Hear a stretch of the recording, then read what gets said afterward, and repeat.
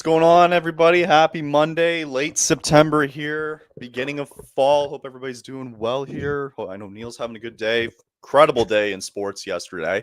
Had some great baseball games going on. Finished up the season there. Had more NFL football that got very interesting last night. I was all over the Ryder Cup for the last 3 days. I was Ryder Cup crazy the last 3 days. So, congrats to Europe. Bro, I got so much to say about the Ryder totally Cup. had Europe, like right from the start. I knew Europe was winning this year, and I had several friends that were like, "No, like it's not gonna be." No, you don't. You have no idea, man. Like, so the way I saw it was going into it, like the Americans, like, yes, you're heavy up front. Like, you needed to have your anchors with Scheffler and DeChambeau. But the problem is that the Europeans had so many veterans, like backlogged all the way down to like I would argue like 10 or 11 of the guys that are on the European team like are coming in so like aware of like the surrounding and they're more prepared for the situation, right? So like they beat the brakes off them in the first 2 days, right? And then it got a little scary on Sunday because like you're up 12-5, you need 2 points to win to get the cup back. And like all of a sudden they just started chipping away and some of the bigger guys just weren't able to do it. And like, bro, for Shane Lowry to win that yesterday, oh my God, he woke up this morning and he's like, oh my God, I'm so hungover. It was crazy. So like, I hated though, and I kind of want your opinion on this because like there's a lot the big storyline of the weekend, and it kind of relates to all sports a little bit, was that the American fans were just ridiculous the entire time, man. Like it was bad to a point where like more security had to step up. There were more state troopers that had to come in, and you're talking 30 miles from, I believe they were from New York.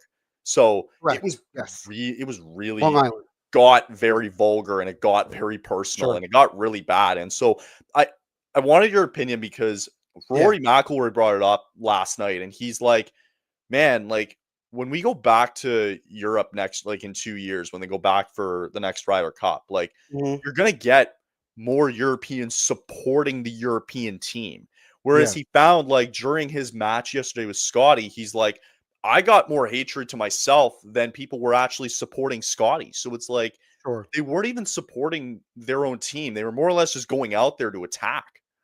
Yeah. And I think if I have this correct, I think this is like the first time, either the first time or the first time in a long time that the home team lost in the Ryder Cup. I don't know. So two things. So yes, it's been a couple of years since the last time, but also too, for the first time since 1979, a road team has never had that much of a lead going into the last day. And it was 11. They had an 11.5 point lead. Or sorry, they had 11.5 points, which is the highest total and biggest gap in Ryder Cup history.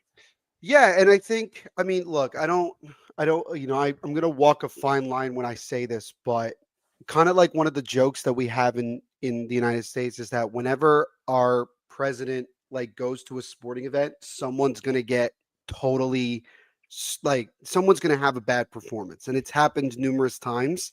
So it didn't surprise me that when our president decided to attend on the Friday, on Friday, I was like, I immediately said to my one friend, I was like, I'm telling you right now, I bet you the US like totally just doesn't show up today, like show up in this Ryder Cup. And they didn't. And they didn't. And I'm not saying like that's the single reason. I just find that funny because it's like the Drake curse that people know about, that like whenever Drake like reps like a certain team, they totally like blow it in whatever championship they're in, except the Raptors in like 2019. That was like the only exception to that. But yeah, here's kind of the thing I look at, right? I look at it like American sports fans are very much like a high school mentality. And what do I mean by that? This is what I mean. I mean it in the sense of like, it's our team versus that team. And that team is considered to be like the evil and like all that stuff.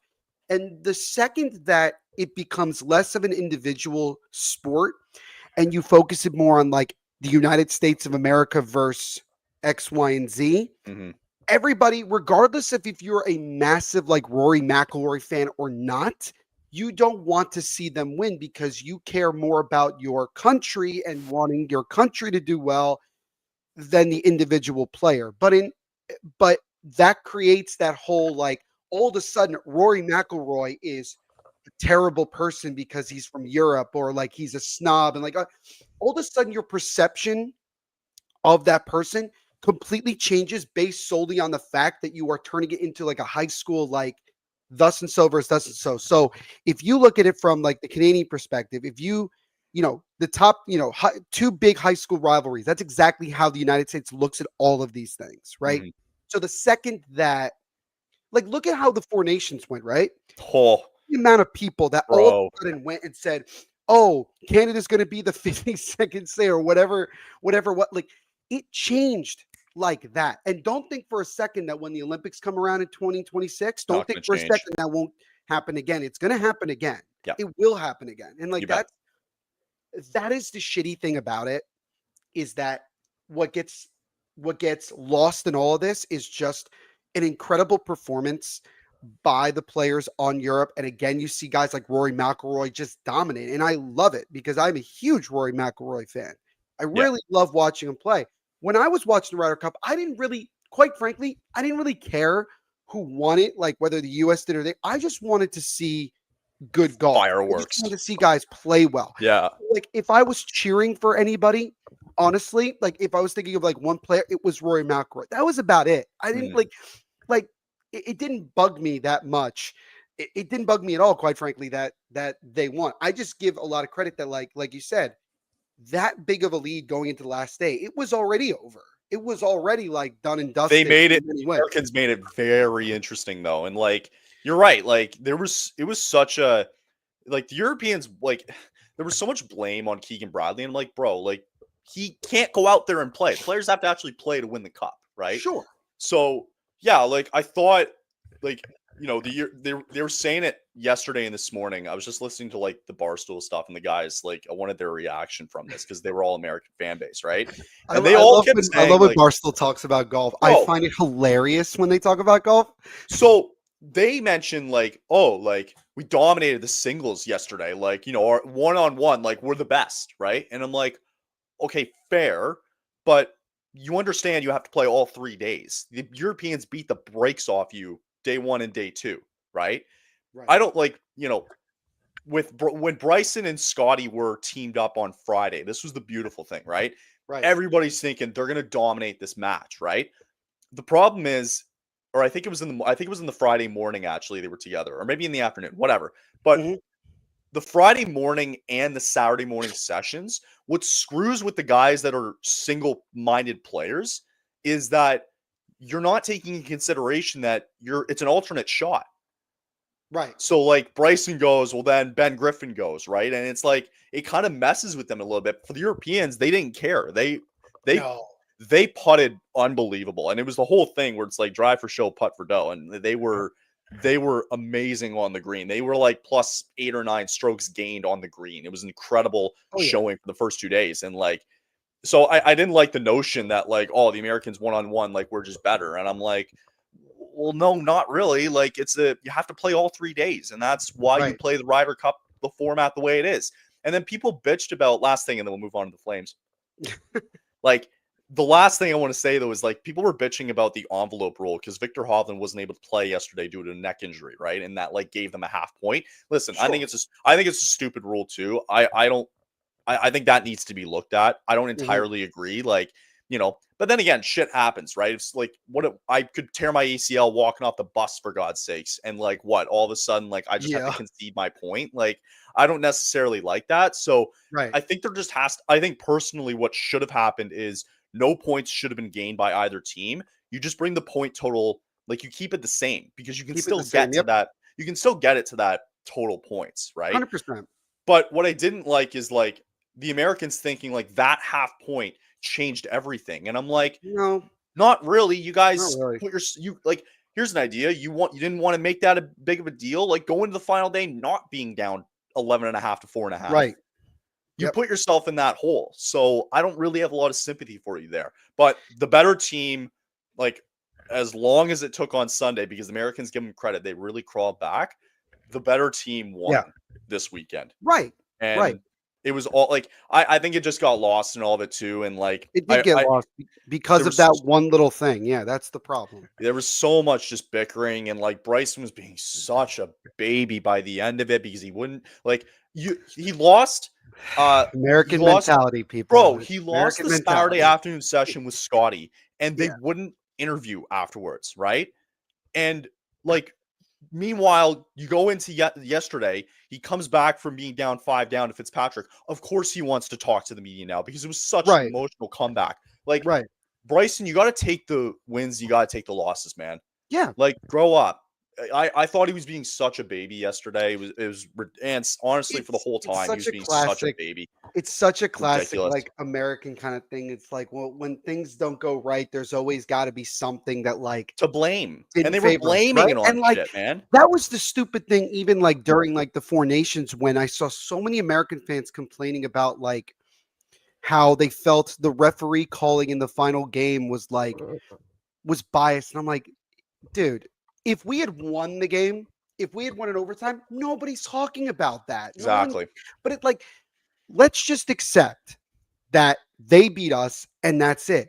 And guess what? Now you can use what happened in the Four Nations face off and turn it to a positive and say, let's use this as motivation. So when we go to the Olympics, we don't let that happen again. Well, exactly. And That's at what the it end of the should be. It day, should be motivation. yeah. And at the end of the day, you live by the ref, you die by the ref, you live by the rules, you die by the rules. That's just what it, Yeah. that is the thing about it, right? So, like you said, and and again, we're freaking almost 15 minutes into this Whatever. episode. We haven't talked about anything else. But at the end of the day, it was like it was another great event. It was just overshadowed by a lot of BS Yeah.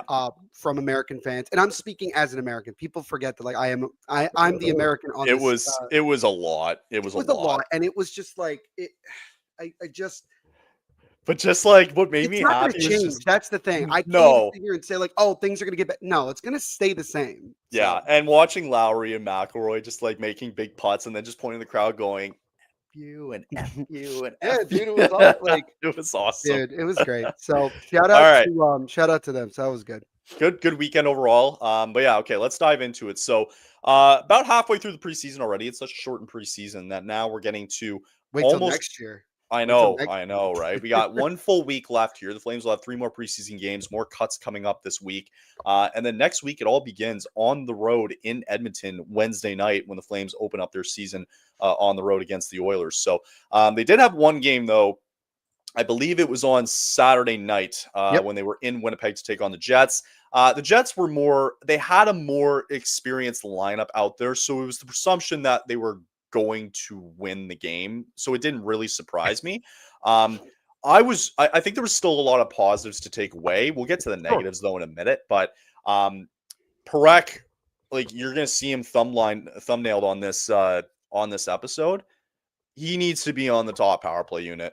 He was 1000%. so good. He was so good, man. Like that's somebody that you want to see take control. He's able to just like he took control of the entire power play. It's like he was quarterbacking it, and that's exactly what we need. There's Yeah. not anybody necessarily on defense. I can't really look at going into the season here with Anderson or Uyghur, who, Uyghur I'd be fine with if he was top power play, and I'd be okay with that. But Right.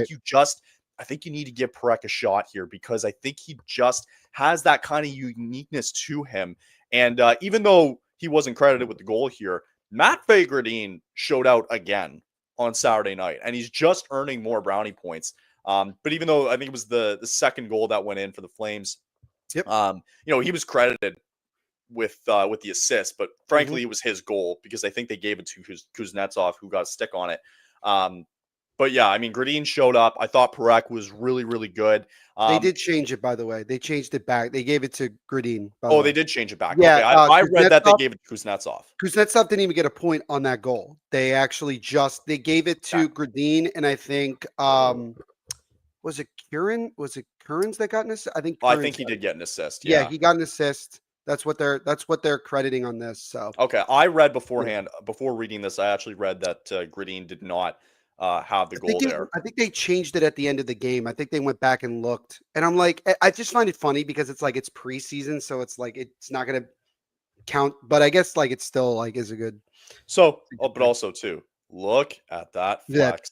Oh oh, my god. For those of you who can't see, Parekh, who had the goal there in the, look I at believe it that was in the second stick. period, on the power play too from the point, and the Beautiful. flex on his stick is unbelievable. Um, so former Flame Walker Duer opened up the scoring. They kind of took control of the game from there. Eric Comrie was pretty good on Saturday night. Devin Cooley did not have the best of nights. Honestly, like it didn't really look that great. He did make 10 saves Yeah. though in the second. Uh Yeah. he did actually stop a breakaway, I think, on Jonathan Taze as well too. But overall, Devin Cooley did not have that great of a night in I'm net. still not used to seeing Jonathan Taze in anything but a Blackhawks jersey. It's weird. It's weird, isn't it? It's gonna get I'm gonna get used to it at some point, but like even like the picture that they use on here, like right, like that just doesn't look right. That looks weird. It's strange, but it's cool. Kevin Ball too. It is cool. Now, and I It think is. I'll just say this really quickly about Cooley. I think it's fair to say that Cooley's going to end up getting cut, going down to the minors. I think that's the Yeah. very likely thing at this point because Cooley has been very up and down in this preseason. It like comparatively to last year. Remember last year he was tremendous, but he He had a obviously really he good was preseason. Yes, he right. did have a good He preseason. was, but the problem was what? Dan Bladar was still here. So I mean that's kind of the unfortunate thing. So I guess Sure. we'll see what happens. We'll see what changes they make. First round of cuts. I don't know. Probably after. I would imagine tomorrow, maybe after Well, it's tonight. it's funny you mentioned that actually because I actually have it up here because they did actually make 13 cuts Oh, they. yesterday, I Oh, think they yesterday. did. Okay. Yeah, they made some important cuts, I believe yesterday. So they've trimmed down the roster here. So Uh, this was actually 3 days ago. So this is just the before the first game on the first Saturday. name upsets me. Yeah, so they I announced the said it following last players. week. I think he's gonna make the team. I'm a liar. Yeah, Damn you did. it. That's right. Damn it. So the name that Neil's referring to here is Andrew Basha. I think it's a good thing though. He's going to the Wranglers. He's not going back to I the know. CHL. Like it's a good thing. He's going to get some quality Sure. time with the Wranglers, and I think that's important.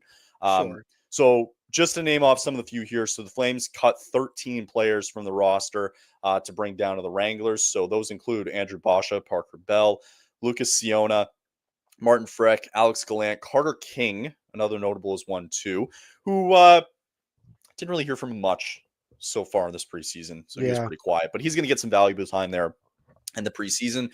Simon Mack, Etienne Morin, Connor Murphy, Jeremy Poirier, who had to clear waivers, which he did. Sergeyev, who's going to get some time finally in the AHL as well. I believe Cooley is still going to be the starting job, though, for the rest Probably. of the season. David Seal and Carter Wilkie. So the Flames now, as of today, they have 4 goaltenders, 13 defensemen, and 21 forwards, for a total of 38 players at Sure. camp. Wranglers camp begins today. So they have to cut. They have to get down to 23, correct? Yeah, they have to get to 23 23. unless they want to do so. I don't know. I think 23 is the number if I remember correctly. So I they think so still have too. another 15 cuts to make. I'm really curious about the goaltending because obviously the only one that, and again, not really that much of a surprise, but Sergeyev going down, which I think is good because I think he definitely needs that time to He'll play get down some with. starts this year. He'll get some Sure, starts. Yeah, sure. I think it's just going to be interesting to see because I don't know if maybe the Flames feel fully confident in their backup goaltending just yet. I think that they're probably going to use at least tonight, maybe the next game after that before they kind of make it more obvious sure, or make it more clear. But I was the thing about it with Basha is that like I agree with you wholeheartedly about like he's going to get time to play down in with the Wranglers, but it just I don't know. I felt like that he had a solid camp like overall, but I guess maybe they just want him to get more seasoning down in the HL, which is fine, right? It's totally fine. And you think about last year with Hanzik, right?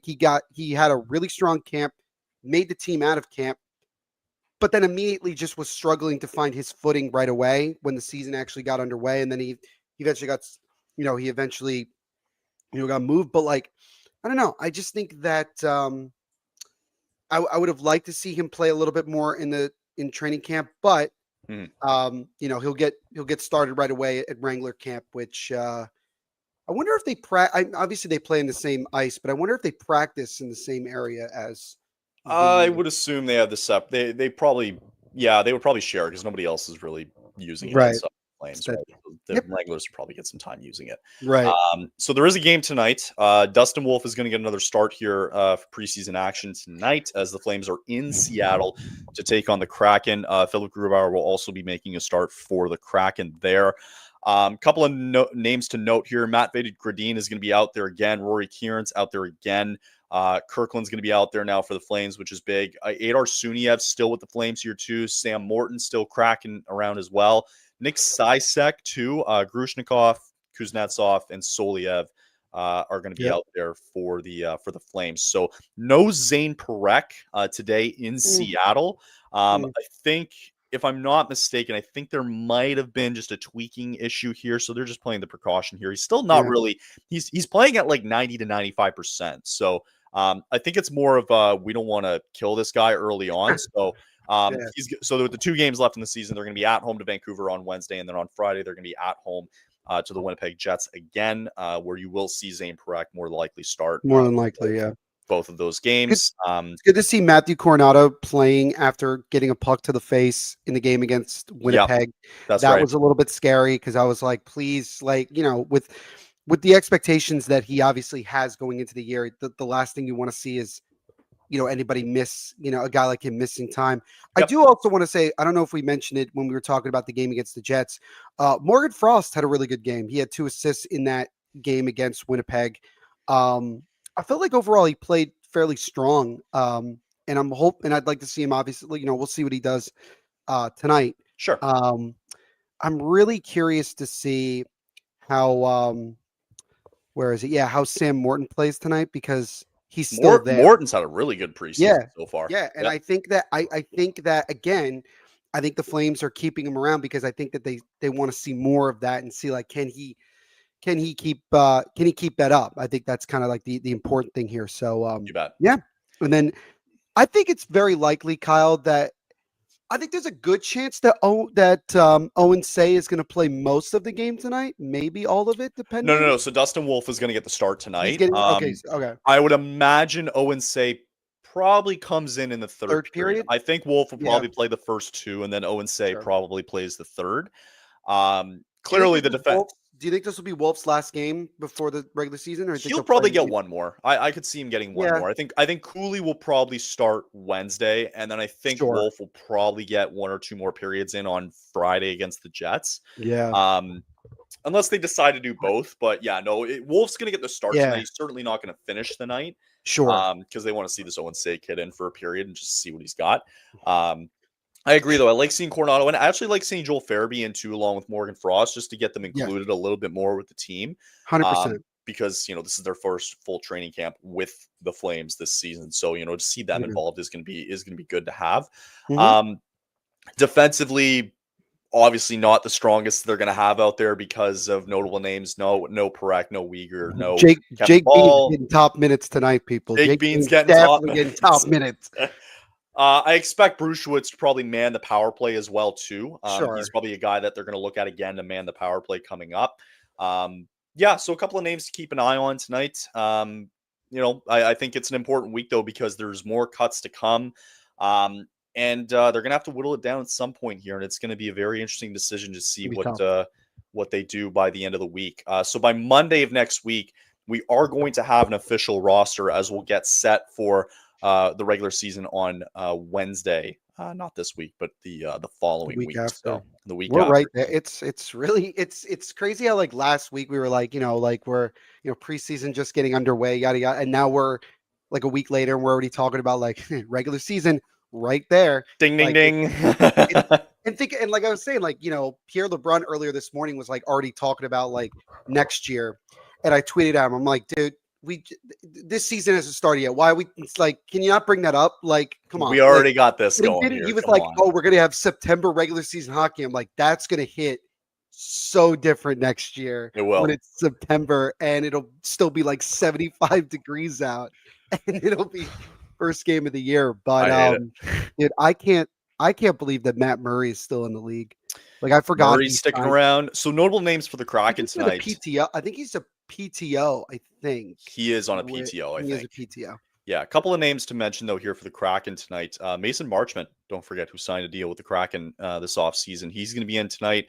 Couple of names, too. David Goyette. I say that. Sudbury Wolves, Studberry, yep. alumni there. Berkeley Catton, who was taken 8th overall, 9th overall being Zane Parekh. That was 2 years ago. Frederick Gaudreau as well, too. He's going to be on with his new team here. What else can I see here? Riker Evans is another guy as well. Tolvanen is playing tonight. Eli Tolvanen is going to be there as well. So just a couple of names to mention there for Seattle. Marchment being one of them, I think, with a new team as well. So I think it's pretty similar with both teams here. They're kind of not really like, you look at the defense there for both teams, it's just not it. Right. So it really is one of those preseason nights here for the. It's really fascinating also that like Philip Grubauer and Matt Murray are definitely competing for that backup spot behind Joey Decord, who I definitely would argue that Joey Decord and Dustin Wolf are going to be guys that the United States are going to keep a very, very close eye on. Again, if they do decide to carry 3 goaltenders. Sure. Because I think it's important, but I think those 2 guys are definitely part of the future of USA goaltending because they both have played exceptionally well. Yeah. Despite some of the guys in front of them. So it's more I think Joey Decord than Dustin Wolf. I think Hellebuck's a shoe-in for the US. Right. And I think you're going to have to watch Jake Ottinger, Jeremy Swayman to start the year. Swayman on not a great Boston team. Like, that's going to be fascinating to see because Hellebuck is more than likely going to be your guy. Hellebuck is definitely number 1, barring injury, obviously. Like, that's the thing. Like, you're going to have Swayman not behind a great Bruins team. And so I think, like, you could make a case where Wolf might have an opportunity to kind of make his case here and try to get on the team. He might not play. Maybe he gets one game against like Latvia or something. I would like to think that even though, yes, there is concern with Jake Ottinger, I still think that the United States values him pretty highly in terms of, and I think that even if he doesn't have like the world's greatest like season, I still think that and this is not a knock on Dustin Wolf. I just think that I think the United States is going to want to go with as experienced of a team as they can in the Olympics.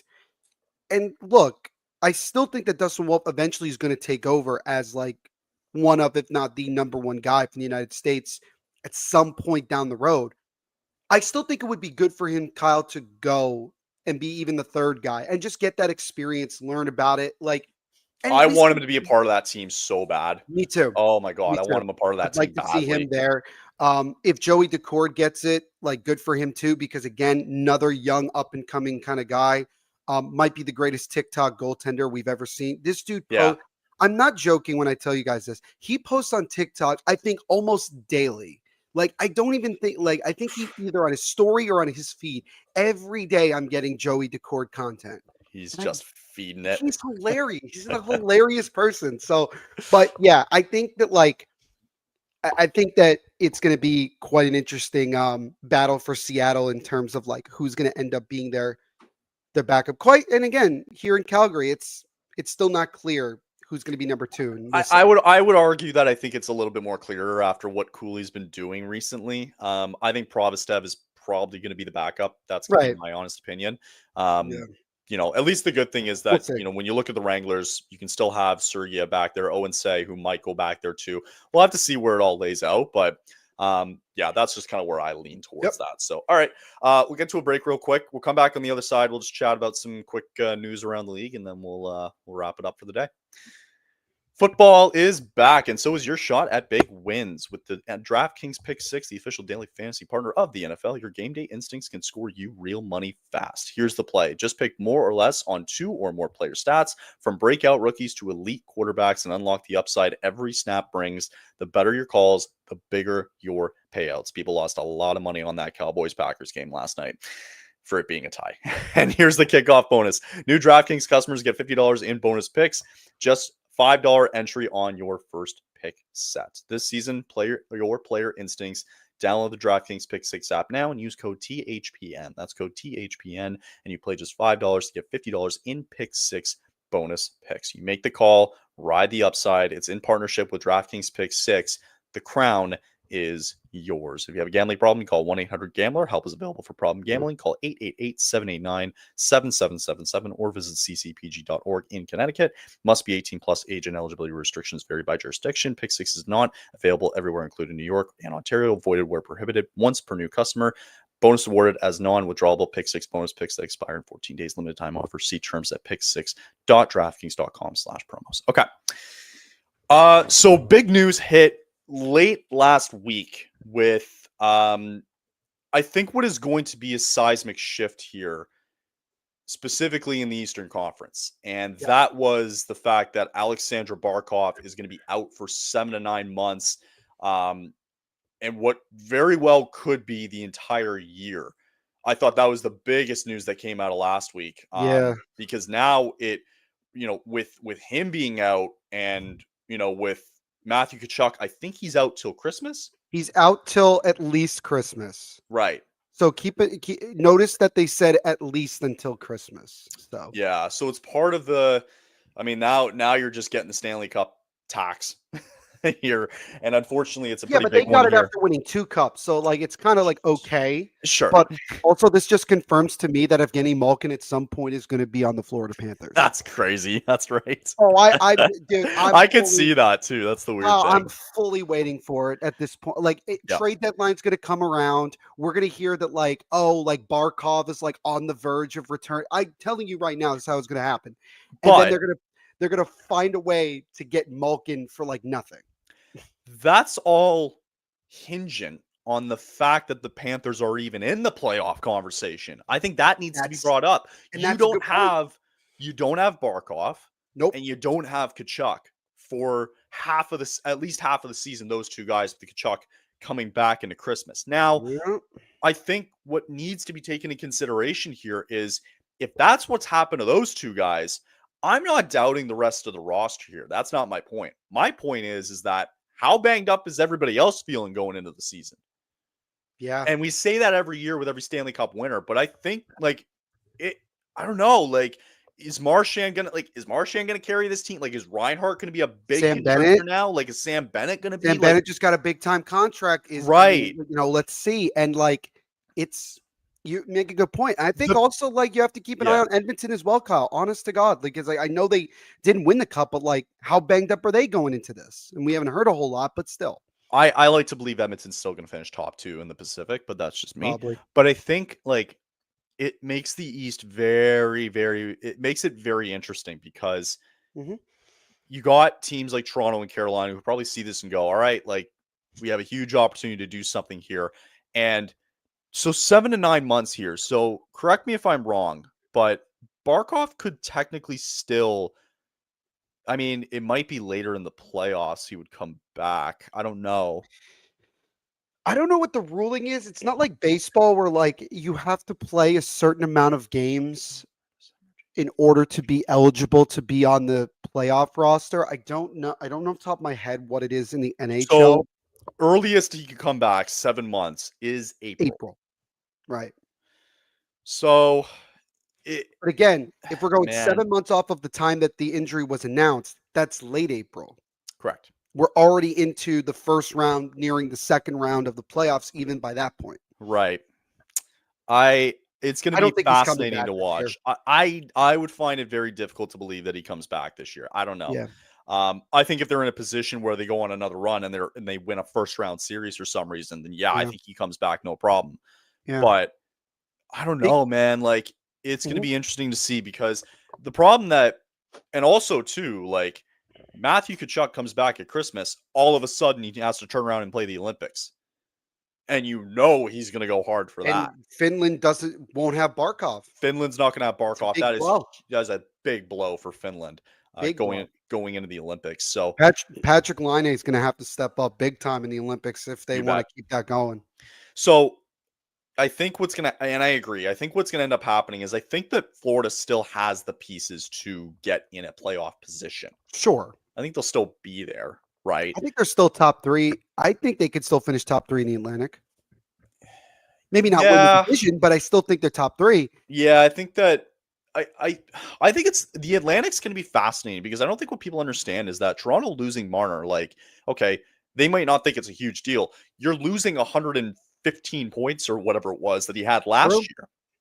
You're losing all those points. You're losing all those points that you had from Barkov last year. Same thing from Tkachuk, even though he was out again for a period of time. So whether or not you want to play that as a big factor, I don't know, right? And keep in mind also for Toronto, by the way, they just re-signed Stollers as they see in the top left corner. Correct. Remember, Joseph Wall just got put on allowed to leave for like indefinite, and they said indefinitely. They didn't even something happened in his something, and I can definitely assume what it is, but I don't want to. Yeah. So I don't really know. I don't know who their backup is if it's not Joseph Wall. It would be Hildeby. Hildeby, right? So it's like that's going to be a question mark, and then also like Matthias Michelli, like how well is he going to be? Like how well is he going to fit on this team with the guys that they have? Like obviously, I think he'll put up a decent amount of points because again, he's going to be playing with guys like Nylander and Matthews and Tavares and yada yada yada. But like, I don't think you'll see the Leafs be as good in the regular season as we've seen before. So that's going to be a question. The East it feels like the door is open now for the Montreals of the world, the Ottawas of the world, the New Jerseys of the world, like to really try to make some noise coming out of the East. Like it's going to be interesting to see because maybe Buffalo thinks they have a shot now. I'm sorry. I think that's stretching it. That's stretching it a little bit. I know. Sorry, I think what team is going to be interesting in that division as well? Detroit, right? Because did they improve their goaltending? Sure. I mean, John Gibson, like if this was 5 years ago, I would say yes. Sure. But you're going with what? John Gibson and Cam Talbot. I don't know about that. And like I think Detroit's more stagnant than people realize in the the Yzer plan or whatever they want to freaking call it there. So maybe they're banking on hopefully getting Quinn Hughes. They might be in that sweepstakes at some point.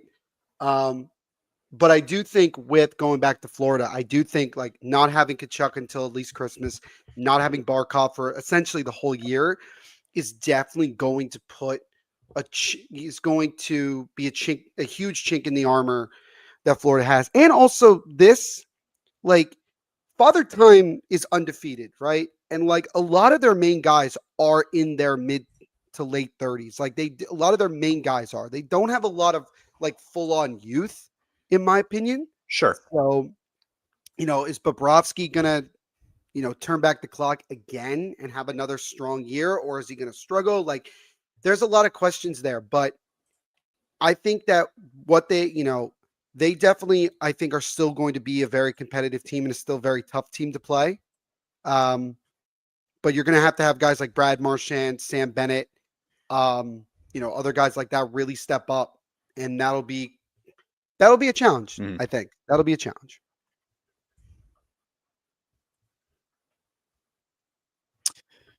And even just looking at their cap friendly here too, like they're not even at the cap floor before the season even begins. They have minus 4.5 million in current cap space. So time's running out here, boys. I think you got to get to the projected cap space coming up here. They could just simply put Barkov on LTIR and that would that not just fix the problem? It'll fix the problem. Yeah, I'm just when we thought, I really thought that Evan Rodriguez was other guys though. No, I mean, hey, why would he leave? Right? Why would he leave? Yep. So you have Nosek, Tkachuk, and Barkov. It all says month to month, so take that as it is for maybe Nosek, but Tkachuk's on LTIR, and they'll eventually put Barkov on LTIR as well too. Yeah, so and you'll see that here like immediately with the roster. So you take out Barkov, you take out Tkachuk, and you're right, like you're left with Reinhart, Bennett, Verhaeghe, Marchand, right? Lundell. Like it's still a pretty good team. All in all, defensively too, like you're still going to have guys like the Ekblads of the world and Seth Jones, who we're forgetting about too. So I still think like they're going to be fine in my eyes. I think they're going to be fine, but you're right. Don't be surprised if they do something stupid at the deadline, like getting an Evgeny Malkin or something like that. No, they get Quinn Hughes. They're gonna find some stupid way. I would stop. I would just give up. I would be like, you know what? Carolina's not winning it again. They're gonna get destroyed by X, Y, and Z. Toronto's going to be lucky to get out of the first round again because they'll probably play Florida or something like. And that's just the beauty of like having a really good GM like Bill Zito. Like he'll find a way. Of course. Like he'll figure it out. Or like AJ Greer is going to have an unbelievable season playing on the. Bill Zito's just licking his chops, waiting for the trade deadline to come up.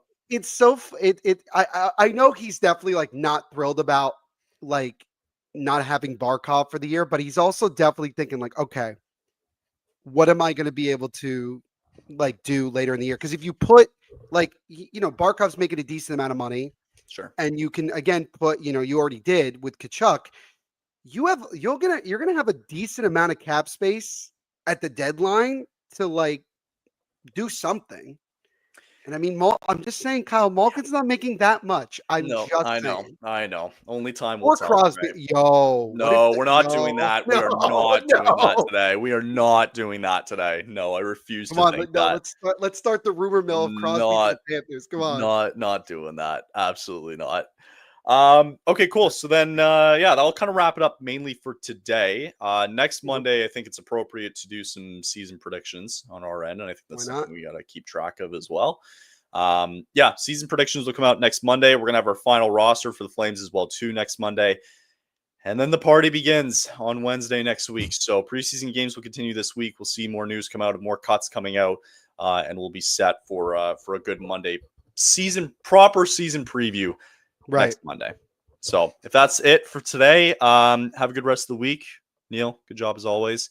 And we will chat to everybody again next Monday. So have a good rest of the week and we'll chat soon. See you guys. Later, guys.